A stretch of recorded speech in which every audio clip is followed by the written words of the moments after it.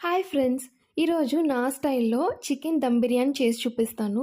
ఇది short video కాబట్టి నేను 2 పార్ట్స్‌గా చేస్తున్నాను. ఈ ఫస్ట్ పార్ట్‌లో చికెన్ మ్యారినేట్ వరకు చూపిస్తాను. సెకండ్ పార్ట్‌లో రిమైనింగ్ ప్రాసెస్ అయితే చేసి చూపిస్తాను. ఇప్పుడు ఫస్ట్ ఆనియన్స్‌ని ఇలా సన్నగా తరుక్కొని డీప్ ఫ్రై చేసుకోవాలి. అండ్ నెక్స్ట్ ప్రాసెస్ వచ్చి చికెన్‌ని మ్యారినేట్ చేసుకోవాలి.